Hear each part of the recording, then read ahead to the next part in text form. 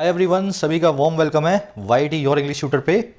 आज सुबह का जनवरी 18 2023 का फर्स्ट एडिटोरियल द हिंदू का पढ़ेंगे। होल्ड ऑफ इसका टाइटल है। यह आर्टिकल लिखा हुआ है पाकिस्तान के एक टेररिस्ट को यूएनएससी में टेररिस्ट का दर्जा मिलने पे और इस दर्जा मिलने में चाइना का कितना बड़ा हाथ था, इस चीज़ को आपसे शेयर किया गया है इस आर्टिकल में। चलिए शुरू करते हैं इस क्विज के साथ में। इंटरेस्टिंग आर्टिकल है। आर्टिकल को सिर्फ पढ़ते हुए ट्रांसलेट नहीं करना है, translation is just a part of your preparation. साथ साथ में ग्रामर, वोकैबुलरी, हर चीज़ को लेकर के चलना है। और जो चीज़ें मैं आपसे कवर करवाऊंगा है ना, शेयर करूंगा, सबका सब इस क्विज पे अप्लाई होगा। सॉल्यूशन सब क्वेश्चंस के क्लास के लास्ट में करवाता हूं। आइए क्लास को शुरू करते हैं।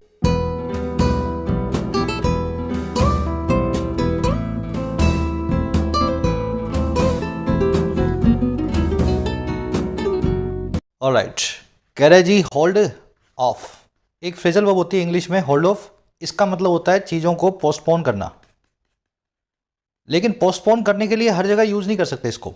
इस फ्रेजल वर्ब का मीनिंग है ऐसी चीज़ को पोस्टपोन करना जो आपको करनी ही है। देखना, समझना इस चीज़ को, ये डिक्शनरी पढ़ के समझ में नहीं आएगा आपको।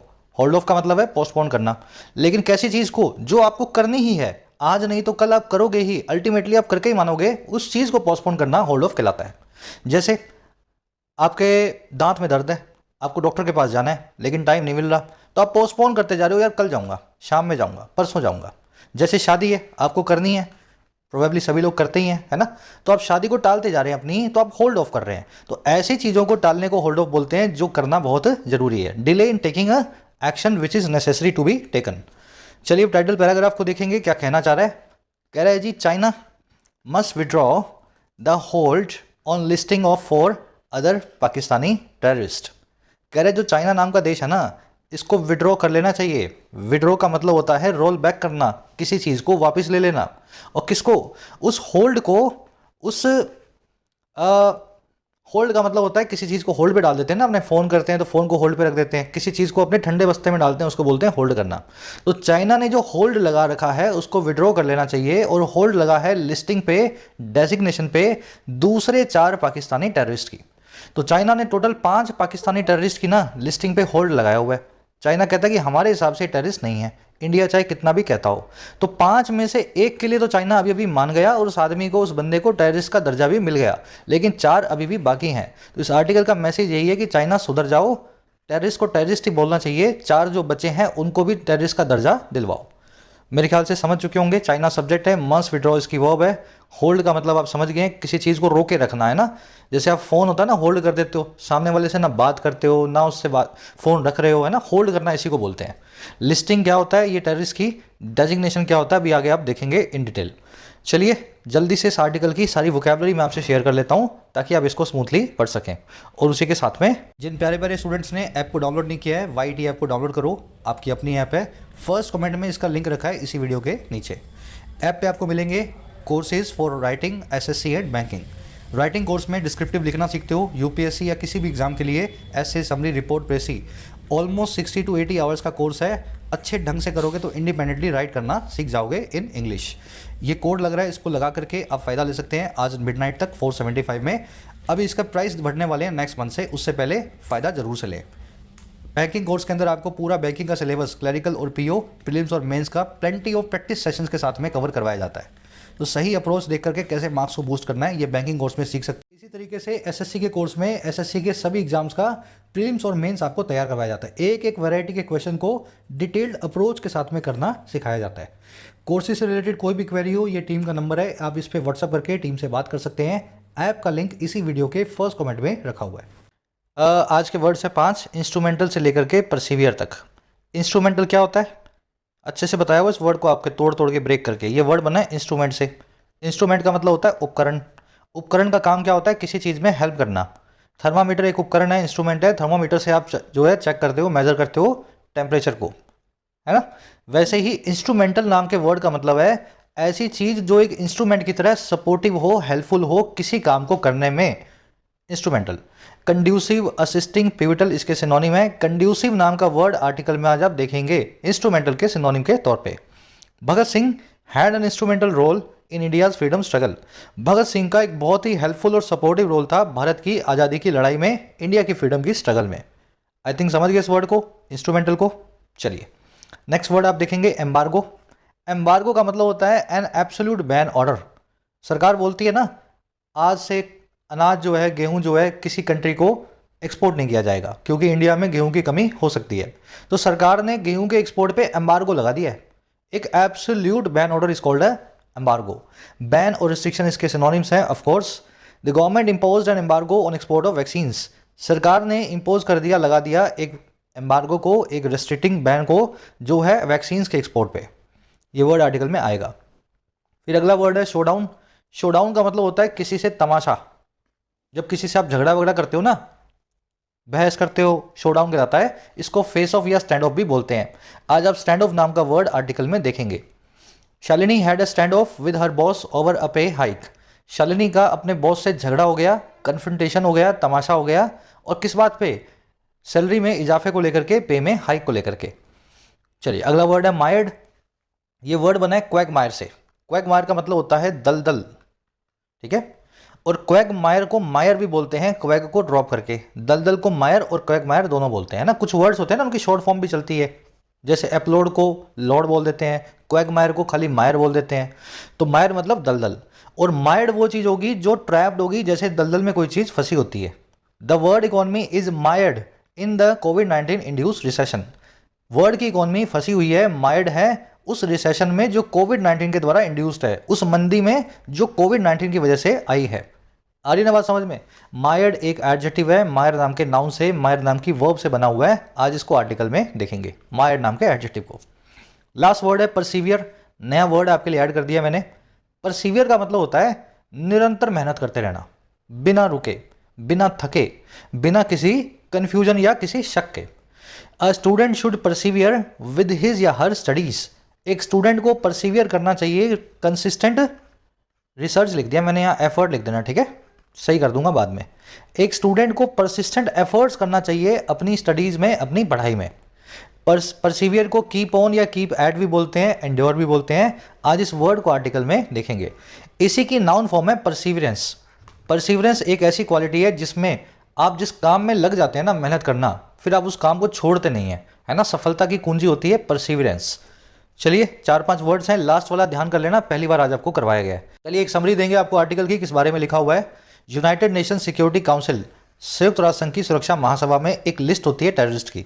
इस लिस्ट में जिस आदमी का नाम पड़ गया वो अंतर्राष्ट्रीय आतंकवादी बन जाता है। उसके सारे बैंक अकाउंट फ्रीज हो जाते हैं, उसके ऊपर ट्रैवल बैन लग जाता है, उसके सारे हथियार उससे ले लिए जाते हैं। इसलिए इंडिया चाहता था कि 5 पाकिस्तानी बेस्ड टेररिस्ट को इस लिस्ट में ऐड करवा दे। किसी ने IC-814 फ्लाइट को उड़ाया, किसी ने पुलवामा में हमला किया, किसी ने 26/11 का अटैक किया। तो पांचों को इंडिया चाहता था कि आतंकवादियों की लिस्ट में डलवाया जाए। लेकिन रास्ते में कौन आ रहा था? रास्ते में आ रहा था पाकिस्तान और चाइना।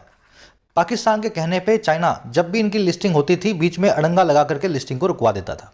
लेकिन अब डिप्लोमेसी की वजह से, इंडियन प्रेशर की वजह से 5 में से 1 को चाइना मान गया है आतंकवादी बुलाने पे। अब उसकी लिस्टिंग भी हो चुकी है, उसका नाम है अब्दुल रहमान मक्की। अब हमारा ये आर्टिकल ये कह रहा है कि it is a welcome move. अब बच गए हैं 4। ज़्यादा डबल स्टैंडर्ड चाइना को नहीं अपनाने चाहिए। इन चारों आतंकवादियों को भी एज सुन एज लिस्टिंग करवा ही देना चाहिए। बस आज इसकी यही समरी है। चाइना को क्रिटिसाइज़ किया गया है और ओवरऑल जो डिप्लोमेसी है इंडिया की उसको थोड़ा सा प्रेज किया गया है। प्रेजिंग और क्रिटिसाइजिंग टोन में लिखा हुआ आर्टिकल है ना। किसी को प्रेज कर रहा है, किसी को क्रिटिसाइज कर रहा है।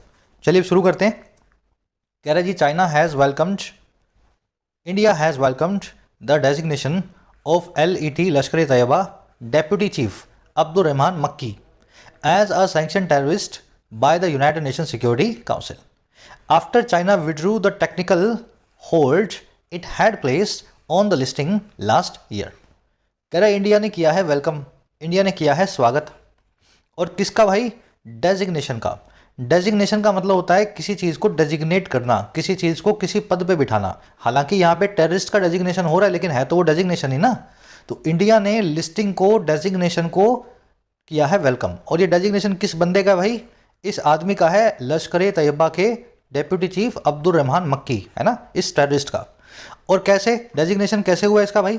इसका डेजिग्नेशन हुआ है एक सैंक्शन टेररिस्ट के तौर पे, एक ऐसे आतंकवादी के तौर पे जिस पे अब सैंक्शन लगेंगे, जिस पे प्रतिबंध लगेंगे। और किसके द्वारा लगाए जाएंगे ये सब sanctions? By the United nation security council. कह रहा है ये कैसे वेलकम किया इंडिया ने, ये डेजिग्नेशन क्यों वेलकम किया है? कह रहे ये तब किया है आफ्टर, इस चीज़ के बाद में, जब चाइना ने विड्रॉ कर लिया, चाइना ने वापस खींच लिया अपना टेक्निकल होल्ड। चाइना ने बोला कि ये टेररिस्ट तो है, हम मानते हैं, लेकिन एक टेक्निकल पेज है इसमें, इसको टेररिस्ट हम बोल नहीं सकते। तो ऐसा एक टेक्निकल होल्ड चाइना ने लगाया हुआ था, उसको चाइना ने वापस खींच लिया, विड्रॉ कर लिया। और ये वही होल्ड था जो ये प्लेस कर चुका था, जो ये लगा चुका था लिस्टिंग पे इस आदमी की लास्ट ईयर, पिछले ही साल। समझ आ गया सेंटेंस? इंडिया ने वेलकम किया है इस दहशतगर्द की, इस रहमान मक्की की सैंक्शनिंग को एज ए टेररिस्ट यूएनएससी के द्वारा। और ये सब तब वेलकम हुआ जब चाइना ने विड्रॉ कर लिया इस आदमी की लिस्टिंग पे जो उसने होल्ड लगाया था लास्ट ईयर, उस होल्ड को। इंडिया की वर्ब है हैज़ वेलकम्ड, चाइना की वर्ब है विड्रू, इट की वर्ब है हैड प्लेस्ड। पास परफेक्ट क्यों लगाया गया भाई? पहले तो चाइना ने विड्रू किया है, पहले चाइना ने प्लेस किया। पहले चाइना ने बैन जो है अपना होल्ड लगाया या पहले उसको हटाया? भाई लगेगा तो हटेगा ना, पहले लगेगा फिर हटेगा। तो जो काम पहले हुआ हो, दो काम जो पास्ट में हुए हैं, उनमें से भी जो पहले हुआ हो उसको पास्ट परफेक्ट में लगाया जाता है।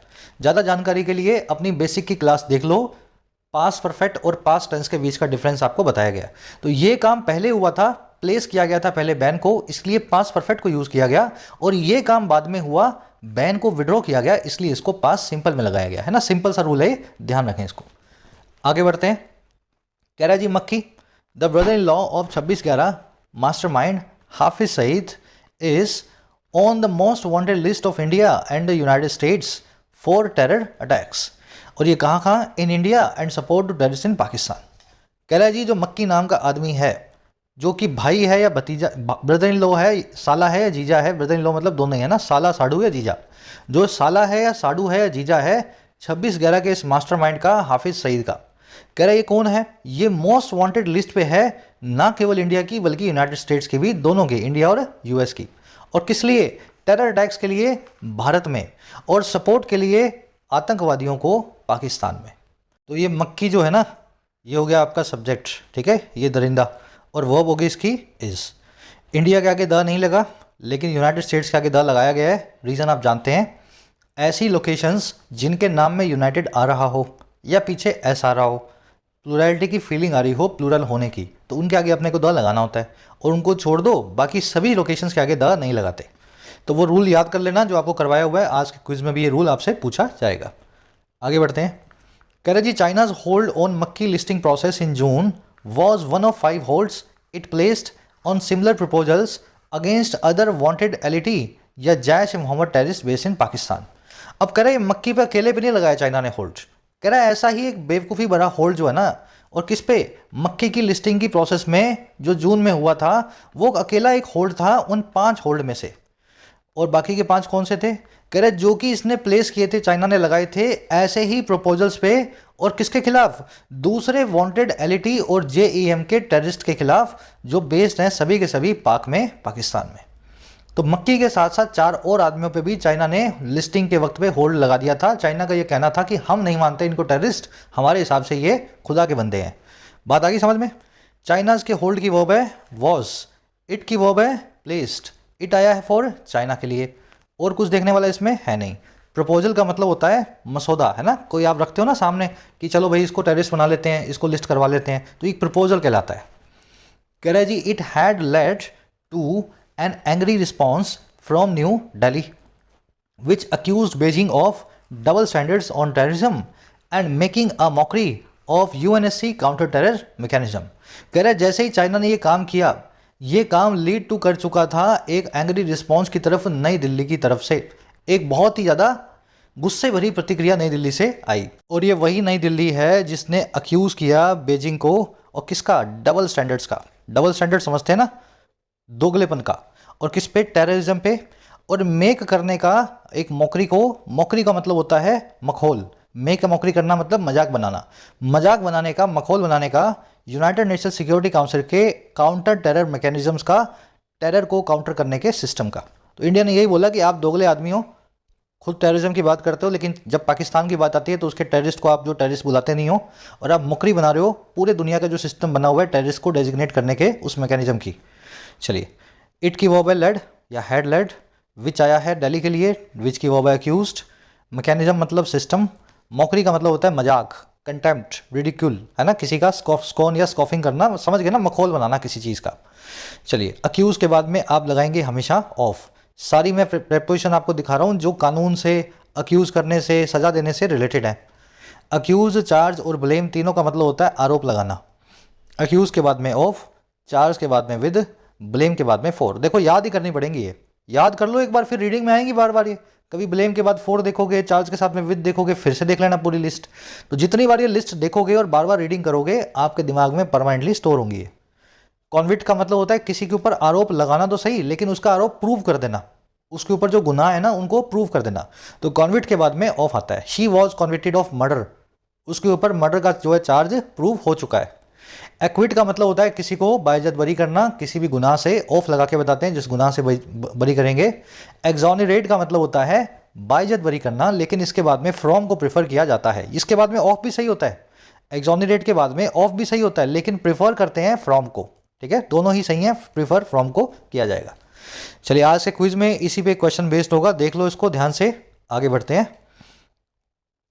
कह रहे जी कहाँ गया, कह रहे in that sense China's decision to allow the listing is a win for India. अब यहाँ लग गया कॉलम। कह रहा है अगर उस सेंस में देखें ना, तो चाइना का जो डिसीजन है अलाउ करने का इस लिस्टिंग को, वो एक जीत है भारत के लिए, एक विन है इंडिया के लिए। अब कैसे है ये, अब देखो यहाँ से लगा दिया है कॉलम। कह रहा है this is the first time a listing proposal where India is a co sponsor has been allowed to go through. कह रहा है क्योंकि ये पहली दफ़ा है, this is the first time कि एक लिस्टिंग का प्रपोजल जहाँ पे इंडिया एक को स्पॉन्सर है, जहाँ पे इंडिया भी स्पॉन्सर कर रहा है साथ में किसी और कंट्री के मिलके, कह रहा है उसको अलाउ किया गया है कि वो गो थ्रू हो, चाइना ने उसको हरी झंडी दी है ऐसे एक प्रपोजल को, तो इसलिए इंडिया के लिए एक जीत की तरह है। अब सेमीकोलन लगा के और भी कुछ कह रहा है। कह रहा है and this is the first time a terrorist has been listed primarily for attacks in India particularly in Kashmir. कह रहा है और यही पहली दफ़ा है कि एक टेररिस्ट जो है वो लिस्ट किया गया है मेनली उसके हमलों के लिए भारत में, और वो भी खास करके कश्मीर में। कह रहा है most others have been listed for their al Qaeda links और for attacks in other parts of the world. कह रहा है क्योंकि ज़्यादातर जो दूसरे हैं उनको लिस्ट किया गया है उनके अल क़ीदा के लिंक्स की वजह से, अल कायदा से कनेक्शंस की वजह से, रिश्तों की वजह से, या फिर उनके अटैक्स की वजह से जो अदर पार्ट्स में होते हैं दुनिया भर के। तो ऐसे इंडिया के लिए एक विन होकर के आया। समझ गए ना पूरी बात। पहली बार इंडिया एक को स्पॉन्सर था, ऐसे प्रपोजल को इन्होंने पास किया है। पहली दफ़ा एक ऐसे आतंकवादी को लिस्ट किया है जिसने इंडिया में अटैक किए हैं, खास करके कश्मीर में। जो दूसरे कभी भी लिस्ट होते हैं वो होते हैं अलकायदा की वजह से या फिर कहीं और बॉम्ब ब्लास्ट करने की वजह से, इंडिया में करने की वजह से कभी किसी को लिस्ट नहीं किया गया। सेंटेंस बहुत ईजी है, थोड़ा लंबा था। डिसीजन की वर्ब है इज, दिस की वर्ब है इज, प्रपोजल की वर्ब है has been allowed passive voice में, इंडिया की वर्ब है इज, इट की वर्ब है इज, टेररिस्ट की वर्ब है has been listed, again passive voice में टेररिस्ट को लिस्ट किया गया है, उसको लिस्ट में डाला गया है। अदर्स की वर्ब है अगेन हैव बीन लिस्टेड। सेमीकोलम क्यों लगाए जाते हैं? देखो सेमीकोलम लगाया गया एक और इसके बाद एंड के बाद में दूसरा, दो रीजन्स बताने के लिए इंडिया की विन के, है ना। दोनों रीजन्स कनेक्टेड है ना एक दूसरे से, तो सेमीकोलम लगा के बताते जाओ, 2 हैं या 5 हैं या 10 हैं, जितने भी रीजन्स हैं। और ये कॉलम के बाद में आपने उन रीजन्स को बताया। थोड़ा सा अगर आपने पंक्चुएशन की क्लास देखी हो बेसिक्स में, तो ये कॉलम, सेमीकोलम, कॉमा, ये सब चीज़ें ऑलरेडी हो चुकी हैं ना, कहाँ पे डैश लगेगा, कहाँ पे ब्रैकेट लगेगा। चलो और आगे बढ़ेंगे। कह रहा है जी it is unclear what prompted China to relent as it has continued to hold out despite the 14 other UNSC members agreeing to the listing. कह रहा है ये बात अनक्लियर है, बहुत ही साफ नहीं है कि किस चीज़ ने प्रॉम्प्ट कर दिया, किस चीज़ ने उकसा दिया चाइना की रिलेंट को। रिलेंट करना मतलब सरेंडर करना, किसी बात पे अपनी अड़ी जो है, अपनी जिद जो है छोड़ देना। तो कह रहे समझ नहीं आ रहा चाइना ने अपनी जिद क्यों छोड़ी, किस चीज़ ने चाइना को प्रॉम्प्ट किया कि वो रिलेंट करे। कह रहे क्योंकि इसने कंटिन्यू किया है होल्ड आउट करना। होल्ड आउट करना मतलब होल्ड ऑफ करना, ऊपर बताया था ना, किसी चीज़ को रोके रखना। तो कह रहे इसने कंटिन्यू किया है रोके रखना, होल्ड आउट करना, डिले करना, बावजूद या डिस्पाइट 14 दूसरे यूएनएससी मेंबर्स के अग्री कर जाने के इस लिस्टिंग को लेकर के। तो अगर आपसे सवाल पूछा जाए यूएनएससी में कितने मेंबर्स हैं, तो 15 हो गए टोटल, एक तो चाइना और 14 है अदर। तो 15 में से 14 कहते हैं कि ये टेररिस्ट का नाम है, हम इनको लिस्ट करेंगे, लेकिन चाइना क्या चाहता है कि पाकिस्तान बेस्ड टेररिस्ट को हम लिस्ट ना होने दें, है ना। तो अभी समझ नहीं आ रहा इस बार चाइना क्यों माना है, इट इज़ अनक्लियर। चलिए इट की वर्ब है इज, व्हाट की वर्ब है प्रॉम्प्टेड, इट की वर्ब है हैज़ कंटिन्यूड, इट आया है चाइना के लिए। रिलेंट का मतलब होता है सरेंडर करना, किसी चीज़ के सामने मान लेना उसकी बात। होल्ड आउट करना, होल्ड ऑफ करना, किसी चीज़ को रोके रखना जो होने वाली है लेकिन आप फिर भी उसको पोस्टपोन किए जा रहे हो। यहीं पे वो क्वेश्चन सॉल्व हो जाएगा अगर आपसे पूछा गया होता है यूएनएससी में अकॉर्डिंग टू द आर्टिकल कितने मेंबर्स होते हैं, तो आप यहीं से निकालोगे 14 और 1 15 निकल आएंगे। कह रहे जी इन 2019, पेन कहाँ गया मेरा, कह रहे इन 2019 China agreed to a decade old demand from India to list Jaish-e-Mohammed chief Masood Azhar only after international outcry over the Pulwama suicide bombing। कह रहे 2019 में चाइना मान गया था, अग्री कर गया था एक डिकेड ओल्ड डिमांड को, एक ऐसी डिमांड को भारत की तरफ से जो डेकेड ओल्ड थी, जो एक दशक पुरानी थी, और क्या करने की, लिस्ट करने की, लिस्ट में डालने की जेएम चीफ को, मसूद अजहर को। और ये कब माना था चाइना, ये तभी माना था ओनली आफ्टर, तभी, इसी चीज़ के बाद ही जब इंटरनेशनल आउटक्राई आई, पूरी दुनिया का गुस्सा आया, पूरी दुनिया की प्रोटेस्ट आया पुलवामा की सुसाइड बॉम्बिंग के ऊपर। तो पुलवामा अटैक के बाद जब दुनिया का प्रेशर आया ना, तब चाइना ने 10 साल पुरानी डिमांड जो इंडिया की मानी, मसूद अजहर को टेररिस्ट की लिस्ट में डलवाने को चाइना तैयार हो गया था। तो बड़ा मुश्किल से मानता है चाइना, जब बिल्कुल उसका बस नहीं चलता ना, तब अल्टीमेटली चाइना बोलता है चलो भी डाल दो इसको, है ना, टेररिस्ट की लिस्ट में। 2019 में जो घटना हुई थी, चाइना सब्जेक्ट है, अग्रीड इसकी वर्ब है।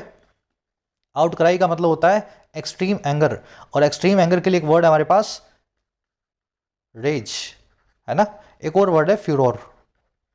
फ्यूरोर, एक्सट्रीम एंगर को बोलते हैं रेज या फ्यूरोर। चलो, कह रहे Chinese ministry of foreign affairs has called the Makki listing as conducive to enhancing international counter terrorism operation and a recognition of Pakistan fight against terrorism. अब कह रहे जब मक्की को चाइना ने डलवाया टेररिस्ट की लिस्ट में, तो चाइना की जो मिनिस्ट्री है ना फॉरेन अफेयर्स की, जो वैंग यी का मंत्रालय है, उसने कॉल किया, उसने बुलाया मक्की की लिस्टिंग को। और कैसे बुलाया, कैसे कॉल किया कि ये कंड्यूसिव टू होगी, ये हेल्पफुल या इंस्ट्रूमेंटल होगी, और किस काम में, इन्हांस करने में इंटरनेशनल काउंटर टेररिज्म कोऑपरेशन को, अंतर्राष्ट्रीय आतंकवाद के खिलाफ लड़ाई में कोऑपरेशन को। और कह रहा है एक रिकॉग्निशन बुलाया, एक पहचान बुलाया पाकिस्तान की उस फाइट की जो है अगेंस्ट टेररिज्म। तो ऐसे नहीं बोला कि हम चलो मजबूरी में कर रहे हैं, है तो ये पाकिस्तान बेस्ड। कह रहा है कि वही पाकिस्तान बेस्ड है, लेकिन हम तो इसको इसलिए कर रहे हैं क्योंकि पाकिस्तान की फाइट अगेंस्ट टेररिज्म में हम पाकिस्तान के साथ खड़े हैं, है ना। तो इस तरह से अपनी डिप्लोमेसी करी है इसने, चाइना ने, लिस्टिंग के बाद भी। चलो, अफेयर्स की वर्ब है हैज़ कॉल्ड, फॉरेन अफेयर्स की वर्ब है has called. Conducive, instrumental, helpful या पिवटल, किसी काम में बहुत ज़्यादा जो है हेल्पफुल। चलिए, कॉल के साथ में एज नहीं लगता, ग्रामर कॉन्सेप्ट है, फटाफट करवा देते हैं। ये वो वर्ब्स हैं इंग्लिश में, call, elect, register, appoint, make, choose, think, name, consider और टर्म, याद रखनी पड़ेंगी आपको। इन वर्ब्स के साथ में कभी भी एज नहीं लगाया जाएगा, और ये वो वर्ब्स हैं जिनके साथ में एज हमेशा आप देखोगे। कैसे देखोगे, क्यों नहीं लगाया जाएगा, क्वेश्चंस देखो, इससे समझ में आएगा। She refuse to help us as she didn't consider us as her friends. उसने मना कर दिया हमारी मदद करने को। कह रहे क्यों मना किया भाई, एज, क्योंकि वो नहीं कंसीडर करती थी, नहीं मानती थी हमें उसके फ्रेंड्स, उसके दोस्त। She did not consider us as her friends. Rule क्या कहता है भाई, कंसीडर के बाद में एज नहीं आएगा। अगर नहीं आएगा ना, तो ये अस के बाद का एज जो है ना गलत है, आप लिखो she did not consider us her friends, है ना। आपका मन करेगा मैं लगा दूं, हमें फ्रेंड्स की तरह नहीं मानती थी, तो consider us as her friends, लेकिन कंसीडर वर्ब अपने बाद में की तरह वाला मीनिंग लेने के लिए एज का इस्तेमाल नहीं करेगी। वैसे ही Virat Kohli was elected as the captain of the team. Virat Kohli जो है इलेक्ट किए गए थे टीम के कैप्टन। टेक्निकली यहाँ पे एज नहीं आना चाहिए। Virat Kohli was elected the captain of the team. यहाँ पे इलेक्ट जो वर्ब है ना, इलेक्ट और अपॉइंट, दो के नाम ले रहा हूँ मैं, अपॉइंट और इलेक्ट, ठीक है। इनमें ट्रेडिशनल इंग्लिश में एज नहीं आता। ट्रेडिशनल इंग्लिश जो है, जो हम यूज़ करते आ रहे हैं पिछले 100 सालों से, 50 सालों से, एसएससी बैंक के एग्जाम में जो पूछी जाती है, इसमें एज नहीं आता। मॉडर्न इंग्लिश इनमें एज लेने लगी है। खाली इन दोनों वर्ब्स की बात कर रहा हूँ, इलेक्ट और अपॉइंट की। तो अब आप डिसाइड करेंगे आप किस तरह से इंग्लिश को यूज़ कर रहे हैं। अगर आप एसएससी बैंक का एग्ज़ाम दे रहे हैं तो इस एज को यहाँ से हटा दें, और अगर आप कहीं जॉब में जा रहे हैं वहाँ पे कोई एज लगा रहा है तो फिर उसको माइंड ना करें। मॉडर्न इंग्लिश में इन दोनों वर्ब्स के बाद में एज लगने लगा है। आपको इन्फॉर्मेशन होनी चाहिए क्या हो रहा है, लगाना ना लगाना आपका खुद का जो है फाइनल डिसीजन होगा, ठीक है। एग्जाम के हिसाब से मत लगाना। He is regarded the senior most journalist in the industry. वो माना जाता है, रिगार्ड किया जाता है सबसे सीनियर जर्नलिस्ट पूरी इंडस्ट्री का। रिगार्ड वर्ब हमेशा अपने बाद एज लेगी। He is regarded as something, तो regarded as the senior most journalist. तो ये पूरा कॉन्सेप्ट है ना। तो नीचे वाली वर्ब के बाद में लगेगा, ऊपर वालियों के बाद में नहीं लगेगा। Some bosses treat their employees slave. कुछ बॉसेस ट्रीट करते हैं अपने एम्प्लॉयज़ को गुलाम की तरह। ट्रीट कैसे करते हैं भाई? एज लगा के बताओ, एज स्लेव्स, है ना। यहाँ लिखो, यहाँ लिखो एज स्लेव्स, स्लेव्स कर दो। चलो, the disease of plague was called as black death in middle ages. जो डिसीज थी प्लेग की वो कहलाई जाती थी या बुलाई जाती थी ब्लैक डेथ मिडल एजेस के अंदर। कॉल वर्ब का मतलब है कौन सी चीज़ को कैसे बुलाया जाता है। तो भाई किसी को कैसे भी बुला लो, कॉल वर्ब के बाद में एज मत लगाना। Was called black death in the middle edges. समझ में आ गई बात? कॉन्सेप्ट समझ गए? स्क्रीनशॉट ले लो इसका। ऊपर वाली वर्ब्स को खास ध्यान रखना है, इनके बाद में एज नहीं लगाना। अगर इस कॉन्सेप्ट को फॉलो किया जाए तो उसके हिसाब से has called Makki listing as जो है ना, ये गलत है। Has called Makki listing conducive to enhancing international counter terrorism operation. ठीक है ना, इस एज को यहाँ से निकालेंगे। चलो कॉन्सेप्ट सीख गए ना, आगे आ जाओ नेक्स्ट पैराग्राफ पे। कह रहा है as India knows from experience the designation of UNSC terrorist who are subject to an asset freeze, travel ban and arms embargo is only one step towards bringing them to justice. कह रहे जैसा कि India जानता है अपने experience से, अपने तजुर्बे से, और क्या जानता है कि जो डेजिग्नेशन है, जो लिस्टिंग है यूएनएससी के टेररिस्ट की, और वही टेररिस्ट जो सब्जेक्ट टू होते हैं, जो अधीन होते हैं, और किसके? एसेट फ्रीज के। एसेट फ्रीज मतलब सारे बैंक अकाउंट, सारे प्लॉट, दुकानें, मकान जो है उन्होंने खरीदे हुए कहीं भी, वो सारे फ्रीज हो जाएंगे, वहाँ की सरकार उन पर कब्जा कर लेगी। तो कह रहा है ये सभी वो टेररिस्ट हैं जो इस चीज़ से गुजरते हैं। एक तो चीज़ है एसेट फ्रीज, दूसरी चीज़ है ट्रैवल बैन, वो घूम नहीं सकते हैं कहीं, वीज़ा नहीं मिलेगा, और तीसरी चीज़ है आर्म्स एम्बार्गो, उनके ऊपर आर्म्स यानी हथियार रखने का प्रतिबंध लग जाता है, एम्बार्गो यानी कि बैन लग जाता है। कह रहा है ये डेजिग्नेशन जो है ना इस टाइप की, कह रहा है ये महज एक स्टेप है, और किस तरफ? ब्रिंग करने की तरफ इन लोगों को, और कहाँ तक? जस्टिस तक यानी कि न्याय तक। तो ठीक है, बस ये दो तीन चीज़ों से इनके ऊपर दिक्कतें तो बहुत होंगी, लेकिन फिर भी ये मतलब आज़ाद घूमते हैं। तो ये पहला स्टेप है इनकी जो है इनका जस्टिस करने का। इसके बाद और स्टेप्स भी लेने की जरूरत होती है। India knows from its experience. India की वर्ब है नोस। नो एक स्टेटिक वर्ब है। स्टेटिक वर्ब कभी भी वर्ब के आईएनजी फॉर्म में मेन वर्ब बन के नहीं आएगी। डेजिग्नेशन की वर्ब है इज। हु की वर्ब है आर। हु आया है इन आतंकवादियों के लिए, टेररिस्ट के लिए। एम्बार्गो का मतलब होता है टोटली एब्सोल्यूट बैन। कह रहा है Pakistan has yet to hold even one of the many terrorist on the list accountable for the major attacks they are accused of. कह रहे पाकिस्तान जो है ना अभी भी बाकी है येट्स, हैज़, येट टू, और किस काम को करने को? होल्ड करने को। यहाँ तक कि एक को भी, इवन वन ऑफ को भी, और किसके? उन कई टेररिस्ट में से जो उस लिस्ट में हैं, जो यूएनएसए की लिस्ट में आ चुके हैं। और होल्ड क्या करना है इनको? होल्ड करना है अकाउंटेबल। होल्ड समवन अकाउंटेबल का मतलब है किसी को जिम्मेदार ठहराना। तो पाकिस्तान बाकी है अभी भी जिम्मेदार ठहराना एक को भी जिसका नाम ऐड हुआ है लिस्ट में, और किसके लिए? मेजर अटैक्स के लिए, बड़े बड़े हमलों के लिए, जिसके लिए वो लोग अक्यूज्ड हैं, जो उन पर आरोप लगे हुए हैं। अब ये बड़े बड़े हमले आपको बताए जा रहे हैं। फ्रॉम 99 IC 814 कंधार हैकिंग या hijacking to the Mumbai 26/11 attacks and Pathankot and Pulwama. तो ये सारे जो मोटे मोटे काम हुए थे, है ना। कंधार हैकिंग आप जानते हैं, हाईजैकिंग जानते हैं, प्लेन को हाईजैक किया था मसूद अजहर ने। मुंबई अटैक्स भी ऑलरेडी आप जानते होंगे, पठान पुलवामा अटैक्स। तो इनमें से किसी भी आतंकवादी को जिसको हमने अभी तक लिस्ट करवाया ना, पाकिस्तान ने उनमें से एक को भी अभी तक केस चला के सजा नहीं दी है। कहने का मतलब ये। चलिए, पाकिस्तान की वर्ब है हैज़। दे की वर्ब है अक्यूज्ड ऑफ। अक्यूज के बाद में ऑफ, चार्ज के बाद में विद, ब्लेम के बाद में फॉर, है ना, अक्विट के बाद में ऑफ, कॉन्विट के बाद में ऑफ, एग्जॉमिनेट के बाद में फ्रॉम। तो वो सारे प्रिपोजिशन दिमाग में बिठा के रखना। कह रहा New Delhi will have to persevere in it seemingly Sisyphean task of keeping the spotlight on Makki and others to ensure that Pakistan continues to feel pressure to prosecute them successfully. कह रहा है नई दिल्ली को एक काम करना पड़ेगा फ्यूचर में, विल हैव टू। और क्या काम करना पड़ेगा भाई? परसिवियर करना पड़ेगा, निरंतर लगे रहना पड़ेगा इस काम में। परसिवियर करना, बिना रुके मेहनत करना। और वो काम है इसके उस सिसिफियन टास्क का जो सीमिंगली सिसिफियन है। टास्क मतलब काम, सीमिंगली मतलब जाहिर तौर पे, सिसिफियन मतलब बहुत ही एफर्ट्स मांगने वाला, लेकिन जिससे रिजल्ट निकलता हुआ ना दिखे। एफर्ट्स तो बहुत हों लेकिन रिजल्ट फिर भी निकलता हुआ ना दिखे। तो कह रहा है नई दिल्ली को लगा रहना पड़ेगा इस बहुत ही मुश्किल वाले काम में। और ये काम है कीप करने का, सारी स्पॉटलाइट को बनाए रखने का, सारे अटेंशन को मक्की और दूसरों पे, बाकी जो चार बच गए। और क्यों बनाए रखना है? इंश्योर करने के लिए इस चीज़ को कि पाकिस्तान जारी रखता है प्रेशर को फील करना, और ताकि वो प्रोसिक्यूट कर पाए इन लोगों को सक्सेसफुली, इन लोगों को सज़ा दे पाए अपनी कोर्ट में जो है कामयाबी के साथ। आई बात समझ में? दिल्ली की वर्ब है विल हैव, हैव के बाद में टू लगा हुआ है तो हैव टू, किसी काम को करना पड़ेगा, विल हैव टू मतलब फ्यूचर में करना पड़ेगा। पाकिस्तान की वर्ब है इंश्योर्स, कंटिन्यूस। इंश्योर का मतलब होता है किसी चीज़ को सुनिश्चित करना। प्रोसिक्यूट का मतलब होता है किसी को केस चला के सजा देना, किसी आदमी को उसके गुनाहों का सबक जो है सिखाना। परसिवियर आप देख चुके हैं, कंटिन्यूड एफर्ट्स विद डेडिकेशन अगर आप लगाते हैं तो आप परसिवियर करते हैं, इसी से नाउन बना है परसिवरेंस, लगातार निरंतर बने हुए एफर्ट्स कहलाते हैं परसिवरेंस। ये जो सिसिफियन टास्क है इसका मतलब होता है बहुत ही मुश्किल काम जिसका कुछ फल निकलता हुआ ना दिखे। ये सिसिफिया नाम के आदमी से बना हुआ है, ग्रीक गॉड था ये। इसने पता नहीं क्या सजा मिली थी इसको, क्यों मिली थी इसको? सजा ये मिली थी कि एक बड़ा सा पत्थर लेकर के पहाड़ पे उसको घसीटते हुए लेकर के जाओ।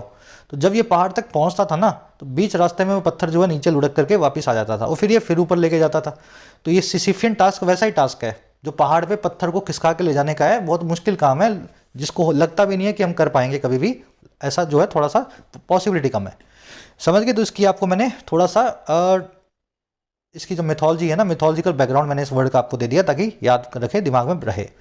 कैर it is possible that the Makki designation is the result of behind the scenes India China negotiation at the time the relationship is mired in issues over the LAC stand off. कह रहे ये भी पॉसिबल है, it is possible. और क्या चीज़? That वो ये कि मक्की की जो लिस्टिंग है, जो डेजिग्नेशन है आतंकवादी के तौर पे, कह रहे वो एक रिजल्ट है, वो एक नतीजा है behind the scenes China India की नेगोशिएशन का, पर्दे के पीछे की बातचीत का इंडिया चाइना में। और कब? ऐसे एक वक्त पे, एट ए टाइम, जब रिलेशनशिप जो है दोनों की वो फंसी हुई है, मायर्ड है दलदल में, ऐसे इश्यूज़ के बीच में जो है LAC के स्टैंड ऑफ को लेकर के, LAC पे हुए तमाशे को लेकर के। तो ये भी पॉसिबल है कि इस तमाशे के बीच में कुछ बिहाइंड द कर्टेन बातचीत हुई और उसके बाद चाइना ने बोला कि चलो हम रेडी हैं, इस आदमी को सजा दिलवाते हैं। इट की वर्ब है इज, मक्की डायरेक्शन की वर्ब है इज, रिलेशनशिप की वर्ब है इज मायर्ड। मायर्ड होना मतलब फंसे हुए होना दलदल के अंदर किसी चीज़ के। Stand off, confrontation, face off, याद है ना वर्ड? कह रहे the test of this diplomacy will perhaps be known if and when China acts on the listing of the 4 other terrorist proposed. कह रहे जो टेस्ट है ना इस डिप्लोमेसी का, जो इसका सही इम्तिहान है, वो परहैप्स जाना जाएगा। और कब जाना जाएगा? इफ़ या व्हेन, अगर या जब चाइना एक्ट करता है लिस्टिंग पे 4 दूसरे टेररिस्ट की जो प्रपोज की गई है, जिसका प्रपोजल रखा गया है। अब ये 4 कौन है? ये लगा रहा है आपको दैट इज लिख करके, आई लिख करके, हाफिज सईद का लड़का तलहा, 26/11 का हैंडलर साजिद मीर, LAT का रिक्रूटर शाहिद महमूद एंड अब्दुल रऊफ अजहर, मसूद अजहर का भाई, जो सबके सब वांटेड है IC 814 की हाईजैकिंग के लिए, कंधार वाली हाईजैकिंग के लिए। तो देखते हैं चाइना वहाँ मानता है या नहीं मानता। टेस्ट की वर्ब है विल बी नॉन, चाइना की वर्ब है एक्ट्स। थोड़ा लंबा आर्टिकल था इसका लेकिन इजी था पढ़ने में। अब आ जाओ अपने क्विज पे, जो पढ़ा है उसी पे बेस्ड हैं सारे के सारे क्वेश्चंस। फर्स्ट में आपसे पूछा है इनमें से कौन सी वो रिस्ट्रिक्शन है जो UNSC के डेजिग्नेशन के बाद नहीं लगती है? क्या फ्रीजिंग ऑफ बैंक अकाउंट नहीं होता है? क्या आर्म्स के पोजेशन पे बैन नहीं लगता है? क्या पब्लिक गैदरिंग पे बैन नहीं लगता है?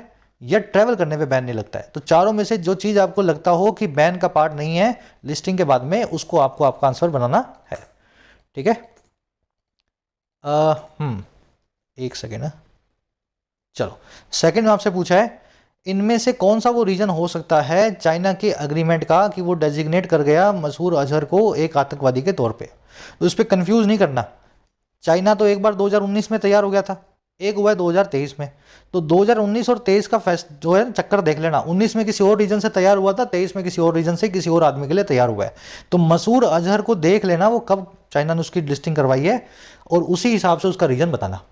बात आ रही है ना समझ में? रिसेंटली चाइना मक्की के लिए तैयार हुआ है, पहले अजहर के लिए हुआ था। तो आपस में कंफ्यूज मत करना, दोनों के रीजन अलग अलग हैं। तो सही रीजन जो अजहर का है ना वो आपको यहाँ पे बताना है। कमेंट सेक्शन में आंसर डाल रहा हूँ, इसी वीडियो के फर्स्ट कमेंट में रखा हुआ है, जाकर के चेक करोगे, मेरे आंसर से अपने आंसर्स को मैच कर लेना। थर्ड, फोर्थ, फिफ्थ में मिलेंगी आपको 3 एरर्स। ठीक है? एरर आपको मिल सकती हैं शायद यहाँ पे, शायद यहाँ पे, और शायद कहीं पे यहाँ पे। ठीक है? इशारा कर रहा हूँ मैं, बाकी आपको चेक करके खुद से एरर्स निकालनी है। चौथे, तीसरा, चौथा, पांचवा हो गया। 6 में पूछा है कि एब्सोल्यूट बैन के लिए 1 वर्ड क्या होता है, ऑलरेडी आप जानते हैं, कोशिश करना। 7वें में पूछा है परसिवियर वर्ड का सिनोनिम इनमें से कौन सा बनेगा? मॉकरी बनेगा, एंड्योर बनेगा, कंड्यूसिव बनेगा या कन्फ्रंटेशन बनेगा। 7 क्वेश्चंस के आंसर इसी वीडियो के फर्स्ट कमेंट में है। लेक्चर के फर्स्ट कमेंट में जाके आउट ऑफ 7 कितने मार्क्स मिल रहे हैं ज़रूर से बताना। मुलाकात होगी नेक्स्ट चैप्टर में, नेक्स्ट क्लास में। कोर्सेज अवेलेबल हैं ऐप पे, जाके फ़ायदा ले सकते हो। टाइम रहते ही कोर्सेज का फ़ायदा लेना है। ऐसा ना हो लास्ट मोमेंट पे आकर के आप मैसेज करें सर 15 दिन रह गए, 1 महीना रह गया। अभी जब वक्त है पढ़ने का तो पढ़ाई पे पूरा ध्यान दो। कंटेंट सारा अवेलेबल है एप्लीकेशन पे, राइटिंग का, एसएससी का और बैंकिंग का। ऐप को जाओ, कमेंट सेक्शन से डाउनलोड करो, फर्स्ट कमेंट से लिंक रखा है। कोई भी क्वेरी हो, ये नंबर है व्हाट्सअप का, टीम से आप मैसेज करके बात कर सकते हैं व्हाट्सअप पे।